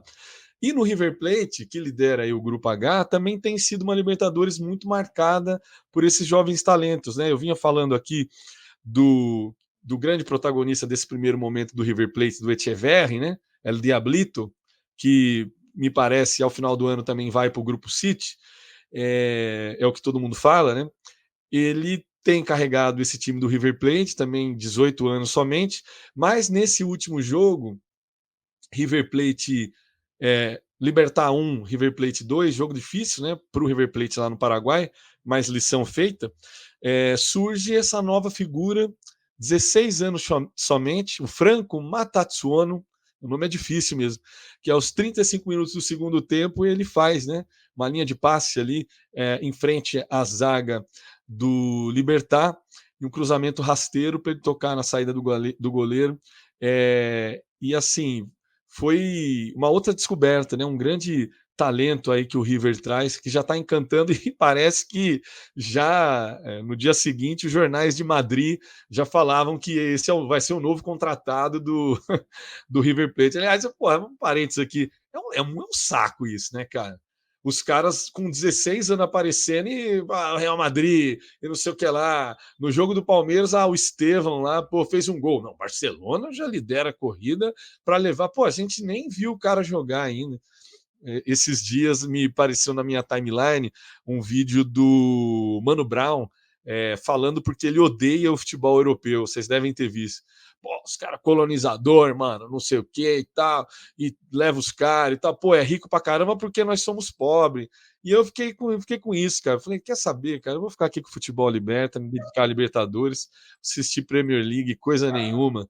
Se nós estamos aqui lutando para ter um bom futebol, é por causa que esses caras levam, né?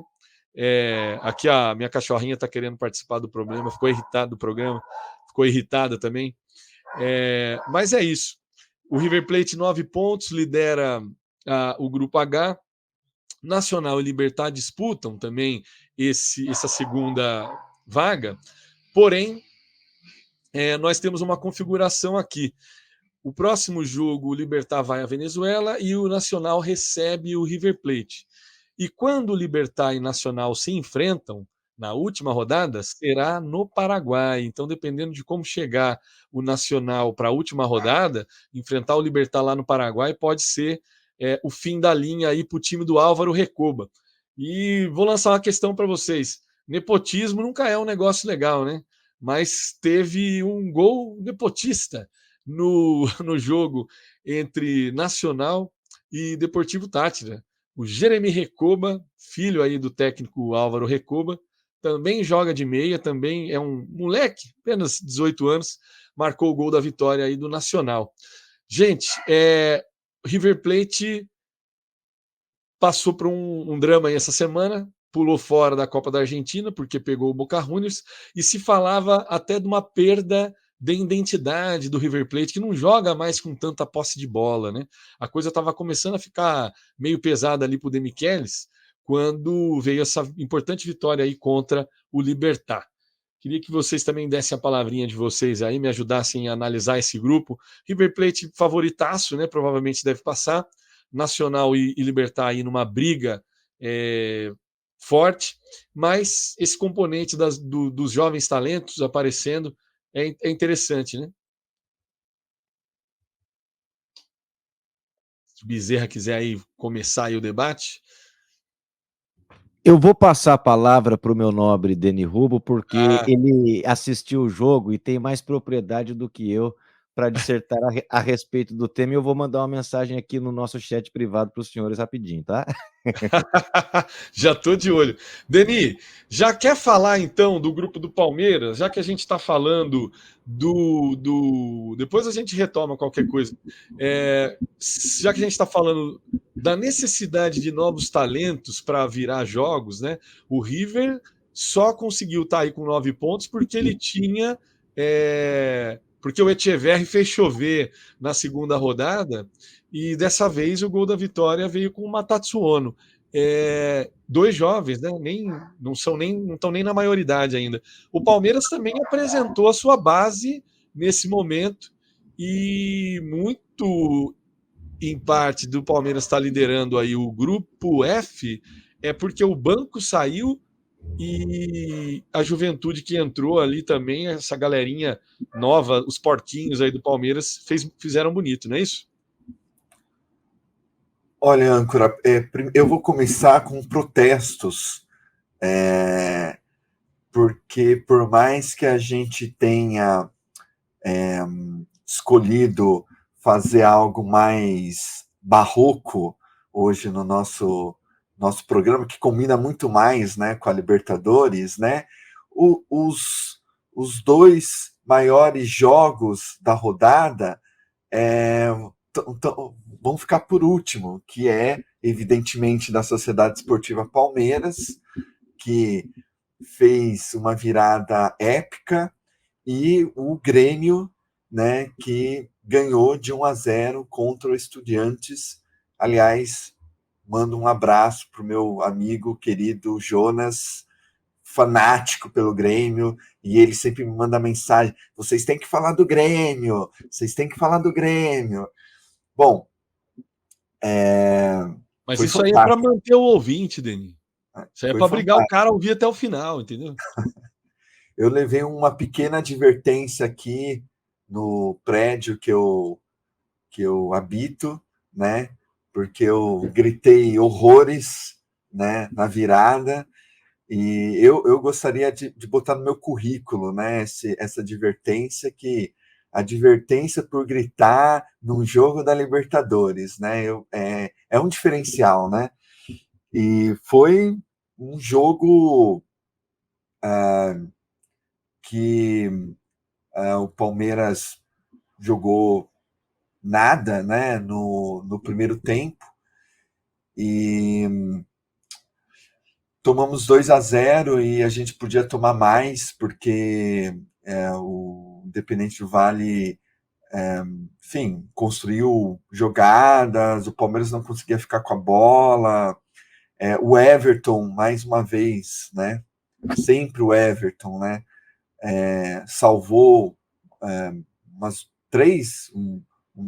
três bolas assim, de chance de gols clara, e o Palmeiras eu acho que, pô, o Palmeiras tem essa coisa, né, de sempre conseguir ressurgir num jogo. O Palmeiras, se falou muito assim que foi o pior primeiro tempo que o Palmeiras fez, né, na era Abel, que a posse de bola foi muito maior que o Independente do Vale. Mas o Palmeiras do Abel fez jogos ruins, assim, né? Eu acho que também a gente não pode, pela vitória, pelo impacto da vitória, da virada, a gente não pode esquecer, né? O palmeirense não esquece daquele jogo do Palmeiras e River Plate, né? Que foi um jogo desesperador. E quem dera que só fosse o primeiro tempo, né? Quer dizer, foram os dois tempos, acréscimo, o Palmeiras conseguiu jogar ruim tudo, assim, né? E tem vários jogos, eu acho que o primeiro jogo da final do Paulista contra o São Paulo, né? Que o São Paulo chega a fazer 3-0, né? O Palmeiras jogou muito mal. Vários jogos do Morumbi, né? O Palmeiras, apesar até de às vezes fazer um bom resultado, mas não jogando bem, assim, né? Então, assim, não são poucos os jogos que o Palmeiras não fez. E eu acho que isso também é normal, porque eu acho que a gente fica muito numa cultura também de que os times têm que ganhar de todo mundo, e bem, e fácil, e que o time não pode oscilar dentro do jogo, assim, é uma loucura, né? Quer dizer, como que o Palmeiras contra o São Paulo no Morumbi, segunda-feira, o Palmeiras vai tomar um sufoco num determinado momento, né? Mesmo que o Palmeiras possa sair com a vitória 1-0, né? Então, assim, é uma loucura, né? Que parece que os times não podem oscilar, não podem oscilar dentro da partida, né? E isso é uma coisa assim que não vai ocorrer, assim, não vai ocorrer. Então, assim,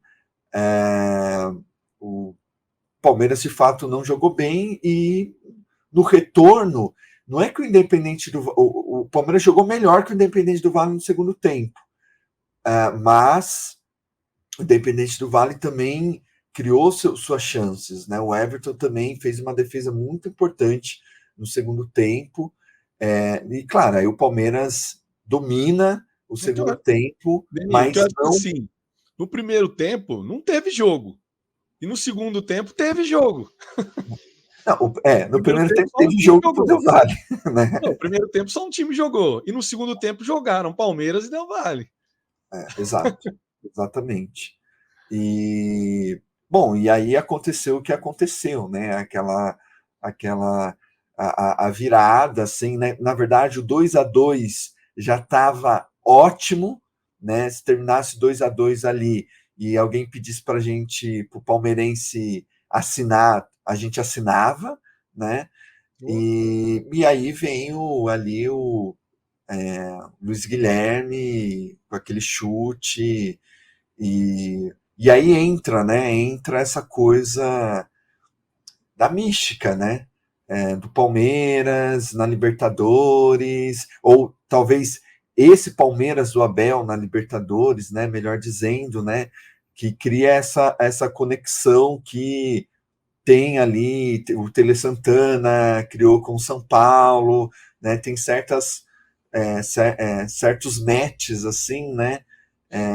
Que deram certo e, enfim, o Palmeiras fez uma vitória histórica, grandíssima, um adversário difícil, né? Enfim, são 33 jogos na Libertadores, em que o Independente do Valle perdeu 2 e perdeu as 2 para o Palmeiras, né? Então foi uma vitória com V maiúsculo. E a advertência vai chegar quando aí? A multa que você vai ter que pagar? No final do mês, né? É a segunda que eu tomo, né? É a segunda que eu tomo. Vem no condomínio, né? Historicamente é a segunda, porque aí eu já saio, eu vou xingando todo mundo, e assim, não tem, não, é difícil, assim, né? É difícil que você fica ali embriagado de amor. Não, é bem resumido. Agora, cara, eu falando rapidinho assim, né? Eu confesso que o primeiro tempo eu acompanhei bem pouco, né? Com as coisas aqui em casa, dia de semana, né? Criança tem que botar para dormir, tomar banho, etc. Aí eu falei, vou assistir o segundo tempo, dar uma sofridinha, né? E aí você vai vendo, né? Engraçado que o palmeirense hoje ele pode, tipo, aproveitem, tá? Que isso não dura para sempre. Mas ele pode, ele vê um roteiro acontecendo assim. A hora que começou o segundo tempo, falei, melhorou, hein? O time tá melhor, entrou diferente, hein? Aí eu falei no grupo, viu, Bezerra e Doglão? Falei no grupo dos palmeirenses lá, falei, quem tem que entrar é Lázaro, Estevão e Luiz Guilherme. Tava um jogo para eles. Correria, 18 anos, físico, em dia, sabe? Para correr na altitude, vamos botar uma correria para cima dos caras também, já que estamos perdendo, 2-1. Não deu outra, cara. Não deu outro. O jogo virou e foi esses caras que saíram do banco, esses talentos aí que têm encantado os palmeirenses, né? Tomara que vinguem na seleção também, né? Não sei se o Bezerra concorda com isso. Eu torço para a base dos outros times quando eu vejo assim que vai dar fruto pro time do Brasil, assim, sabe? E, e eu acho que a gente tem uma geração interessante vindo aí, cara.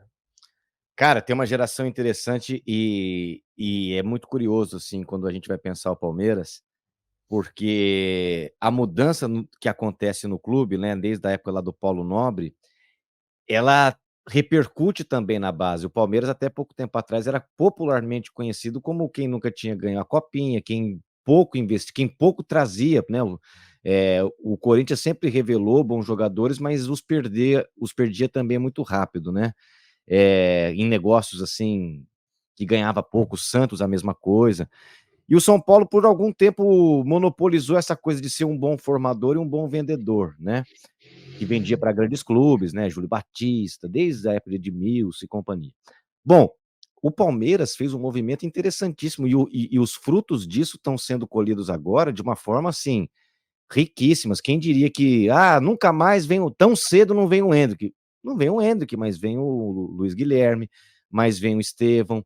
E aí eu acho que o grande destaque está na forma como hoje o Verdão gerencia tudo isso, né? E na figura do seu treinador consegue condicionar planejamento e ter aquela coisa do elenco ideal. E o elenco ideal passa por isso, Casão, por você ter pelo menos 3, 4 jovens de correria, de força física, de qualidade técnica, às vezes de insegurança e tal, mas quando esse balanço como um todo ele funciona, o próprio acolhimento dos jovens, né? O Hendrick é um fora da curva, mas vamos pensar o Estevão, vamos pensar o Luiz Guilherme, e outros também, né? O próprio Vanderlan, que já não é mais tão menino, mas assim, já tá muito. É menino, mas já é experiente, né? Eles são condicionados e conformados no elenco de forma muito natural. Eu até vi aqui, acho que foi no posse de bola, se eu não me engano, comparando Palmeiras e Flamengo, dizendo assim, olha, o Flamengo ele manda embora 200 e contrata, sabe aquela coisa?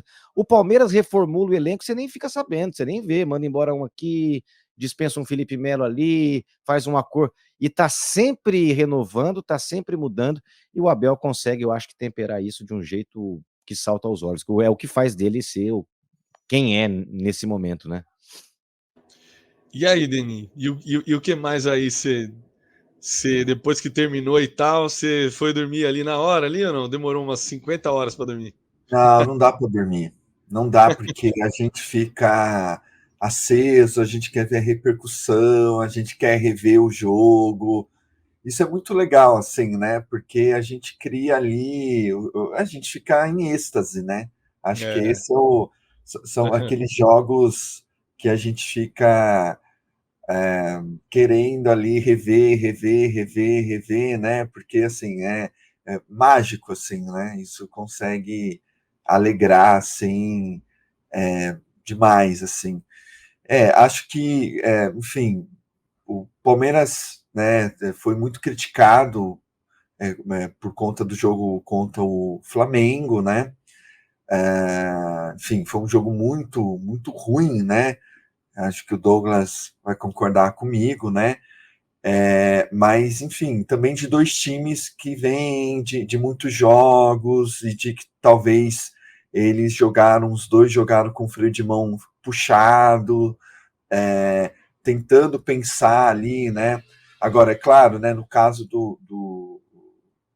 tem questões, né? Tem questões assim, tanto do Tite quanto do Abel. É que como o Abel ganhou, não se falou, mas, por exemplo, é estranho ele dizer, depois do jogo do Flamengo, que o Veiga não está bem fisicamente e que ele tem forçado e que ele se arrependia, e aí ele escala o Veiga de titular, né?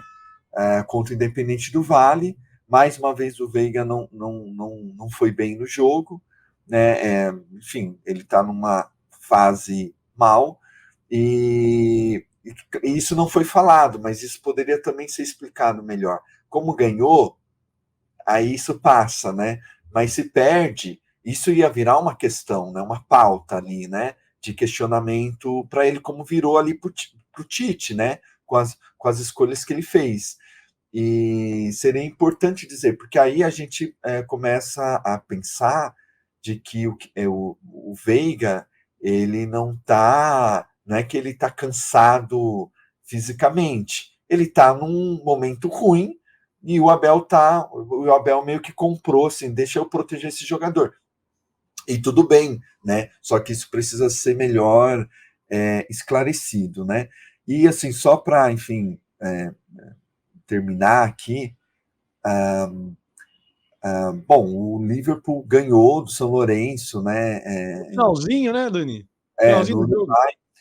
E o que a gente também estava prevendo, né? Até assim, ia sobrar para o São Lourenço, né? Ia sobrar para o São Lourenço. Olha como são as coisas, né? Mas se o São Lourenço ganhasse do Palmeiras, nós teríamos outro grupo.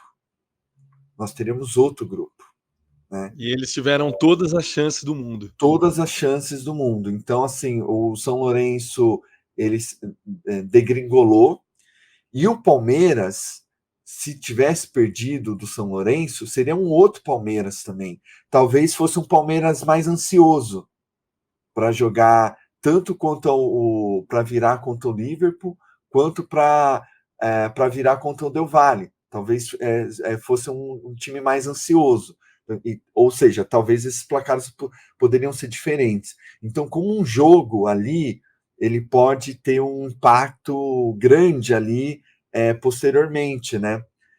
Cara, eu digo mais, eu acho que até a final contra o Santos, se o Palmeiras perde para o São Lourenço na Argentina, como poderia ter perdido de uns 3-0, ia jogar contra o Santos com a outra cabeça.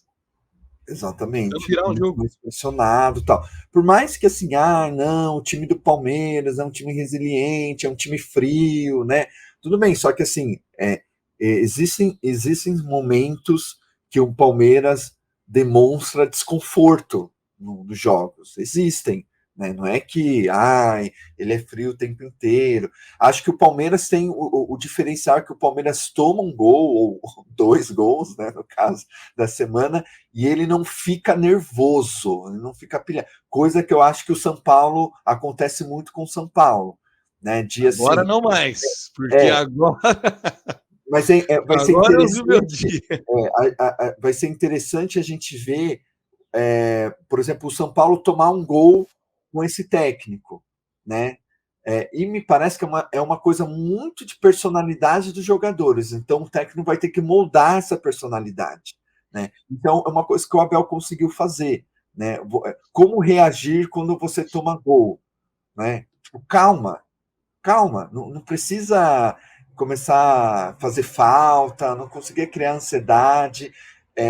E acho que o São Paulo acho que é um time muito assim, muito pilhado, e é um pilhado que gera, assim, é um tiro no próprio pé, assim, é um tiro no próprio pé. Então vamos ver como que vai se desenhar isso, né? Muito bem. Vamos fechar o nosso programa hoje, sem dúvida, o maior de todos, o programa mais longo, mas também, né, afinal de contas, nós estamos aí. E o mais legal, porque um é sempre melhor que o outro. Nós estamos aí também fechando uma primeira fase, né? Eu acho que como pensava mesmo a gente fazer esse resumo e olhar com carinho para algumas questões.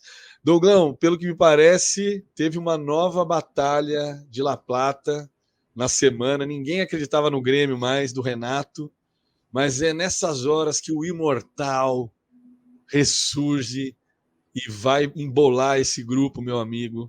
Esse grupo do Grêmio aí vai dar bom. Conta pra gente.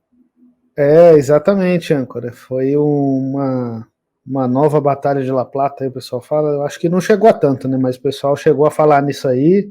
Exagero, um pouquinho Um de exagero. exagero. O Grêmio. Faz tempo de jornalismo, dá uma exagerada. Precisa, né? Para poder gerar também um engajamento. Depois dá para cortar esse pedaço aí, botar lá e já olha, batalha de La Plata.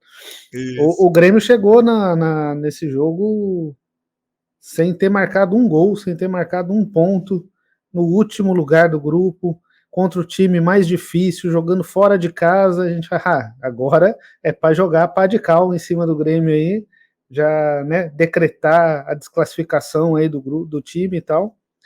E eu acho que justamente por isso entrou em campo de uma forma muito aguerrida, renasceu mesmo, com o espírito copeiro ali, foi para cima do Estudiantes, teve boas chances. No início do segundo tempo meteu uma bola de voleio na travessão, que foi um lance belíssimo, a bola não entrou, acabou passando perto ali e tal.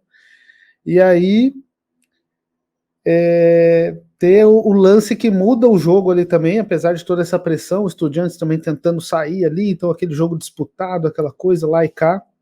Mas aí tem um lance, o mesmo Vila Sante que meteu a bola no travessão e quase abriu o placar, faz uma falta ali no meio, toma o segundo amarelo, é expulso, e aí o jogo ganha tons mais dramáticos ainda aí. O Estudiantes tentando aproveitar, né, a chance, se lança para cima do Grêmio ali para poder decretar a vitória.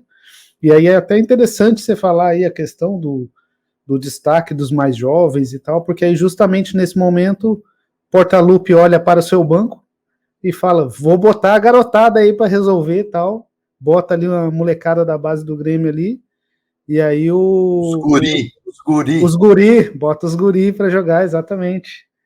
E aí o gol sai de um lance do Nathan Fernandes, com 19 anos, rapaz jovem aí também, não tanto quanto Hendrick e outros que foram citados aí, mas mais uma vez a base na correria, na força física e tal, faz um lance de contra-ataque ali muito bonito até, e consegue abrir o marcador, né? Salta na frente com um a menos aí, e aí depois disso o jogo fica ainda mais disputado ali, mas aí o Estudiantes chega a marcar um gol que é anulado ali, mas o Grêmio consegue levar até o final aí, segurar a pressão do time argentino e sair com a vitória.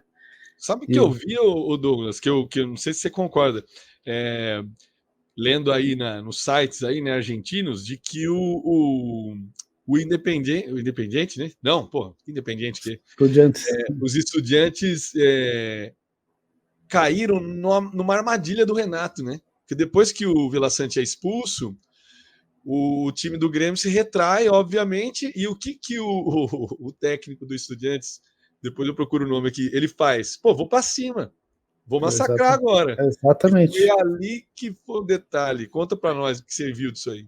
Não, foi exatamente isso. O Renato, notando, né, essa dificuldade que é a questão da expulsão do Vila Sante, ele fala, não tem jeito, agora vamos vamos ver aqui o que faz, jogar no contra-ataque, fechar e jogar no contra-ataque, e aí o técnico põe o time para cima ali, o Estudiantes, para tentar matar o jogo com um jogador a mais, jogando em casa, a força da torcida e tudo mais. Mas aí é exatamente isso, ele começou a, por conta dessa pressão, dar alguns espaços, e aí nessa jogada muito feliz ali do Natan, que inclusive lança uma bola na ponta esqueci o nome do outro jogador agora, mas Gustavo Nunes. Ele lança a bola na frente, o cara consegue sair na vantagem ali, cruza, e aí depois disso, depois dessa vantagem, aí é que fica, o técnico tenta correr atrás ali, né, tal, o time de Estudiantes todo vai para tentar correr atrás, mas aí o Grêmio consegue segurar aí a vantagem até o final.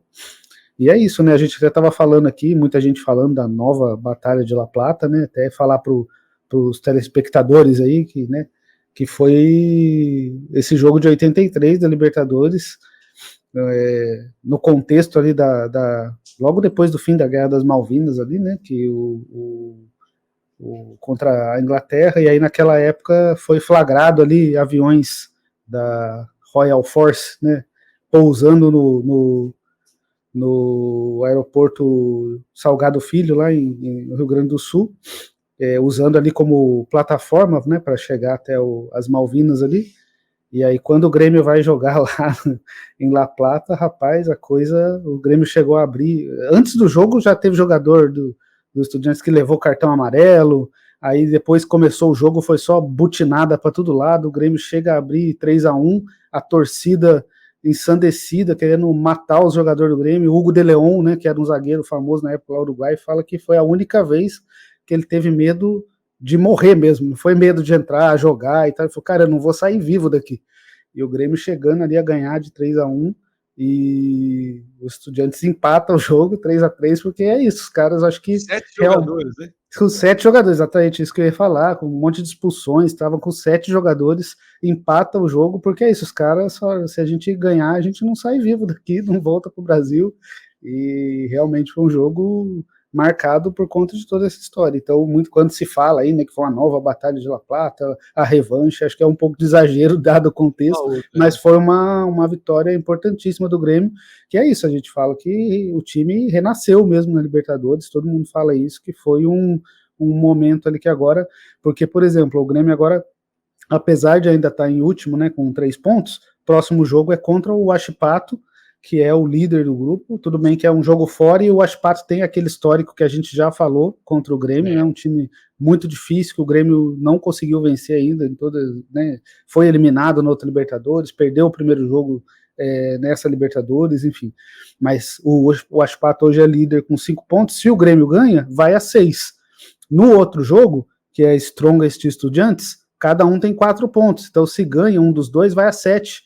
Então já fica tudo embolado aí de novo. A gente falava que esse grupo era um grupo difícil, e eu considero até o grupo mais disputado aí. É o mais disputado, né, Dogão? Porque até um empatezinho pro Grêmio lá no Chile tá bom, hein, meu? Sim, né? Sim. Inclusive o Huachipato no jogo da semana aí que foi contra o Strongest, cara, foi impressionante, porque ele martelou o Strongest assim, o jogo inteiro, foi tipo 30 chutes, mas ainda o Strongest conseguiu se segurar e sair com empate, porque foi uma superioridade muito grande assim, do Huachipato, foi uma surpresa. Eu tô vendo aqui, ó, o Grêmio joga essa fora contra o Huachipato, mas depois joga 2 jogos em casa, né? Isso. E pro Huachipato é o contrário, né? Vai jogar exatamente. Em casa contra o Grêmio e depois só joga fora, inclusive vai lá para La Paz e tal, 4.000 metros, aquela história toda. Exatamente. Acho que o Grêmio deu uma respirada legal aí, hein? É isso, minha gente. Vocês querem contribuir com mais alguma coisa? Douglão, valeu, obrigado pela resgate histórico aí. Esse é um dos jogos que eu acho que a gente vai trazer ainda durante o ano, né? Lembrando que a Libertadores termina só lá no finalzinho do ano, né? Então a gente tem muita história ainda para falar também.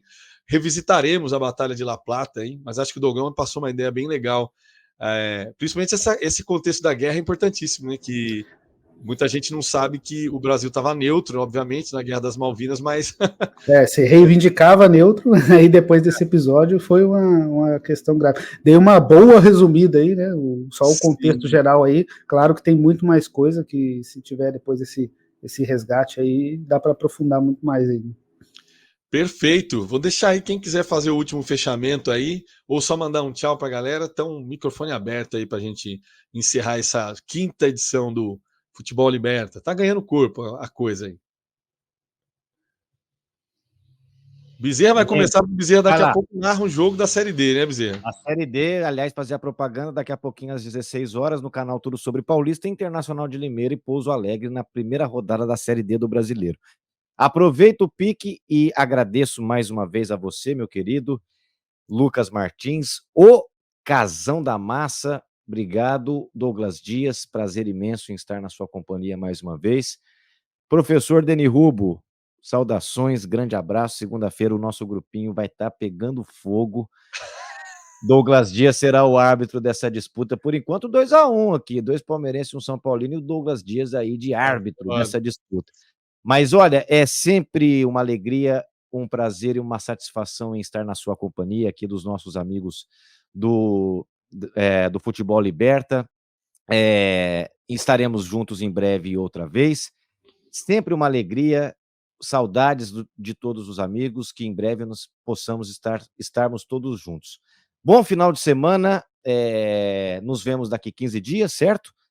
E um grande abraço a todos, a todas e a todos que estiveram conosco. Beijo no coração e estaremos juntos em breve. Valeu! Grande Bezerra. Douglão que tá na praia, vai curtir uma prainha hoje ainda, Douglas? Primeiro só complementar aí, né, que como o Bezerra falou, tem 2 palmeirenses, o São Paulino, mas assim, toda vez que tiver o Palmeiras de um lado, eu vou estar do outro, Bezerra. Então nós estamos juntos aí, vai dar um empate aí. 2-2, é nóis, Douglão. 2-2, claro. E é isso, né, dei a sorte, porque tava... Né, as alianças demoníacas, como diria a Deleuze. Segundo minhas informantes aqui, né, a minha namorada, que é aqui do litoral, ela tinha falado que estava chovendo, já vim triste, mas o sol tá brilhando forte aqui, então vou desligar aqui e vou lá torrar um pouquinho na praia daqui a pouco. E aí, então só mandar um abraço para todo mundo aí, mais uma vez um prazer inenarrável estar com vocês aqui, o pessoal que acompanha a gente, e daqui a 15 dias a gente está de volta aí, né? Tudo bem, Douglas já vai abrir a gelada, pedir aquele queijinho coalho ali na biquinha, ali na praia da biquinha. Exatamente, camarãozinho do espeto, aquele camarãozinho de qualidade. Canal 2, Gonzaga, um abraço para todo mundo. Deni Rubo, por favor, direto da fronteira com o Paraguai, nos dê aí faça sua despedida e juízo mais tarde, hein, meu amigo? Aqui não tem praia, né, mas vai ter uma feijoadinha daqui a pouco. Bom, é sempre muito bom estar aqui, na verdade, qualquer horário, é uma terapia, assim, estar aqui, poder conversar de futebol, né, de uma coisa que a gente gosta tanto, né, e tentar fazer isso de uma maneira despretensiosa e falar desse torneio maluco que a gente tem uma paixão visceral, que é a Libertadores da América. Então, até o próximo programa aí. Um abraço aí para todos, todas e todes. Valeu, minha gente. É isso aí. Encerrando mais esse Futebol Liberta. Fica aqui meu abraço também. Espero que vocês tenham curtido. Enviem seus comentários sempre para a gente, né? Aqui no YouTube tem um pessoal já que tem esse costume de comentar. Agradeço de coração. Envie também lá no Spotify. Quem sabe mais à frente aí a gente procura outras plataformas também. E fica o meu abraço. A semana foi ótima. Nós vamos ter Copa do Brasil agora nessa semana, mas na próxima, né, depois aí do dia 1º de maio, né, lembrando que semana que vem tem o Dia Internacional de Luta do Trabalhador, na próxima semana, na semana seguinte, volta de novo essa correria de Libertadores, e é por aqui que eu me despeço. Se a pátria livre é porque o futebol liberta. Até a próxima, um beijo para todo mundo.